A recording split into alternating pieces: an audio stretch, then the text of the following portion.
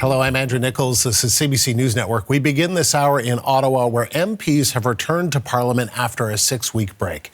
U.S. President Donald Trump's threat to slam Canada with 100% tariffs over the growing ties with China looms large.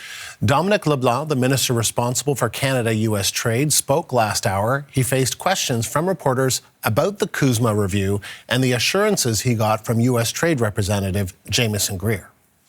The assurance that we got is that senior officials in the United States administration, including Ambassador Greer, who's a cabinet-level appointment responsible for international trade, understands clearly that the commitment we made, and Mexico and the United States made, around not having a free trade a negotiation with a non-market economy, Canada's commitment remains. I was reassured that Ambassador Greer understood very clearly what the agreement is and what it's not.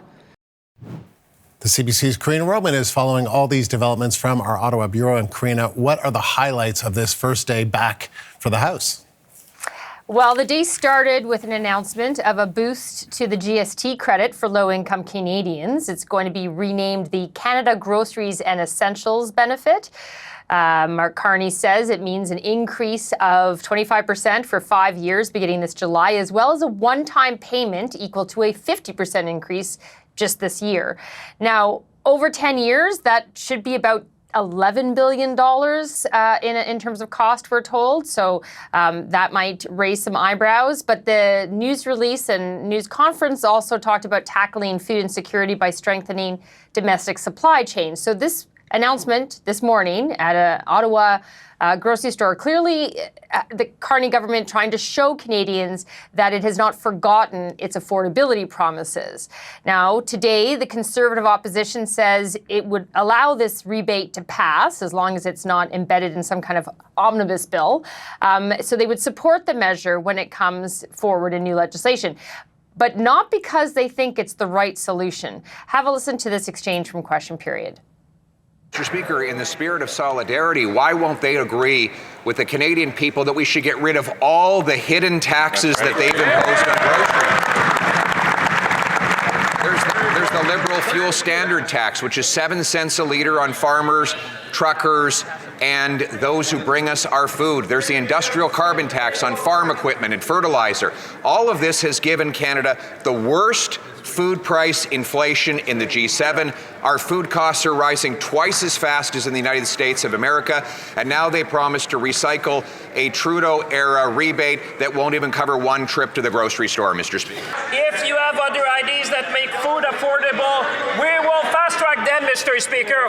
Well, I have good news for him. It's called the Canada Grocery and Essentials Benefit, Mr. Speaker, helping 12 million Canadians. The question we have on this side, will he stand up in this House? Will he be good for his word and support 12 million Canadians that are expecting this government and this House to support them?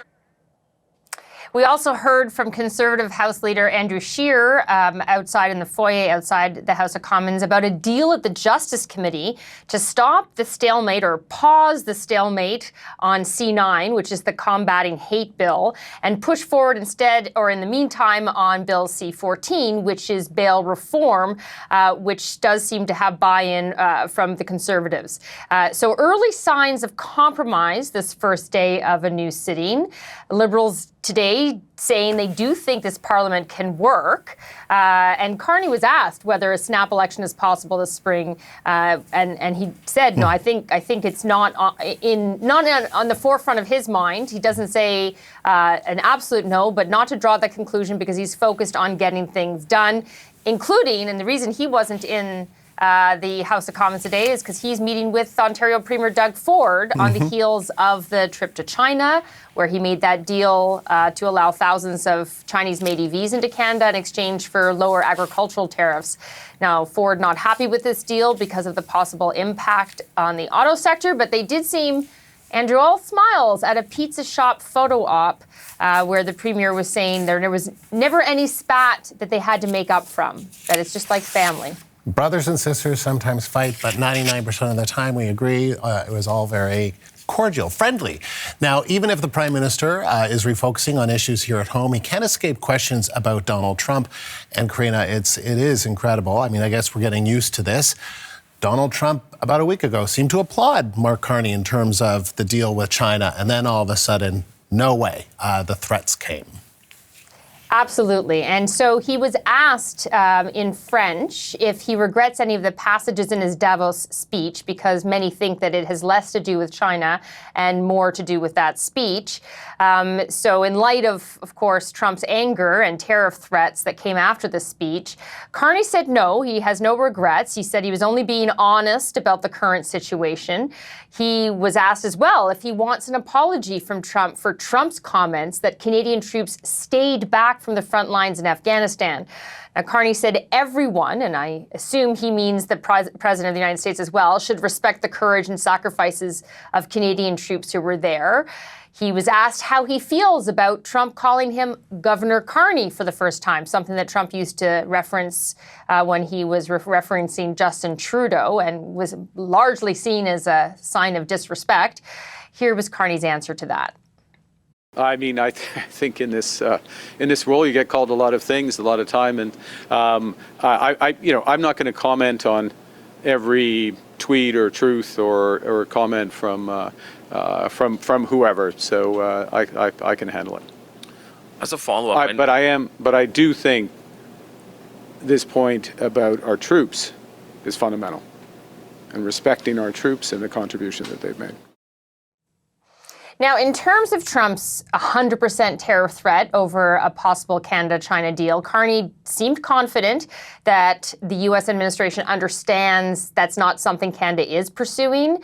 And we did hear, as you played the clip of Dominic LeBlanc, Canada U.S. Trade Minister, he had a conversation with the U.S. Trade Representative, Jameson Greer, yesterday, indicating the same, that there does seem to be an understanding that it's not a free trade deal that they signed and that they're not seeking a free trade deal. We don't know what that means for that 100% tariff threat at this point, but it does seem like there has been progress in maybe fending off immediate repercussions to that China trip. But Carney did talk as well about the CUSMA review that's underway and ongoing and upcoming, saying that it's likely to be quite robust and that all these recent attacks from Trump might be more a sign of his negotiating tactics than anything else. And it was interesting to hear Dominic LeBlanc say, this is a review, not a renegotiation. I don't know if that's how the U.S. president sees it, but... Absolutely. That's at least on paper what it says is built into the CUSMA deal. But we'll see whether that's how it transpires going forward. Karina, thank you. CBC's Karina Roman, live in Ottawa.